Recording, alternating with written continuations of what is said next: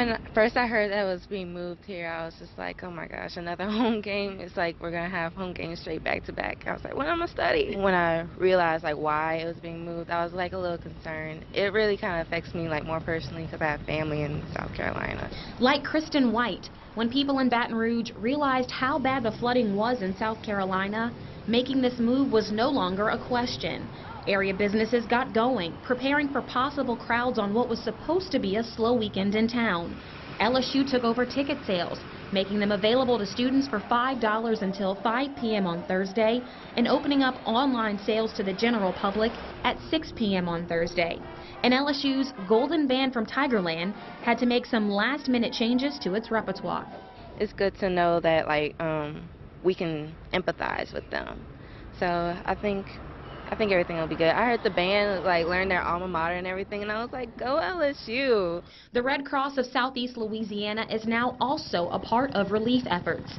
15 volunteers from this area, a part of the country not unfamiliar with the wrath of Mother Nature, are now on the ground in South Carolina doing what they can to help. These volunteers were quick and ready to go, and others are actually here ready to go if there's another wave of volunteers who are needed. Red Cross Public Affairs Director Nancy Malone says for those people who cannot go to South Carolina, you can still do your part here. Donate online or at one of the donation buckets that will be on campus before, during, and after Saturday's game, or even donate after Saturday. Malone says donations will be much needed for quite a long time.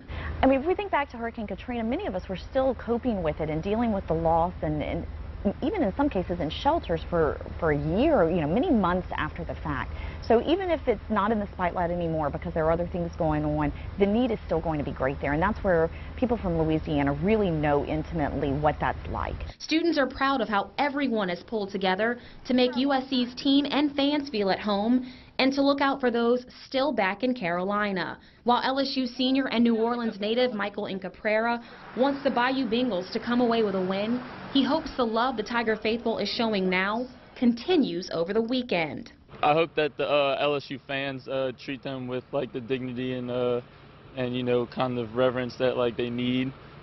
Because it is a hard time and a lot of people lost their homes, and you know, a lot of people from New Orleans go to LSU, and I hope that, you know, they treat them with respect. Reporting in Baton Rouge, Kelsey Davis, WDSU News.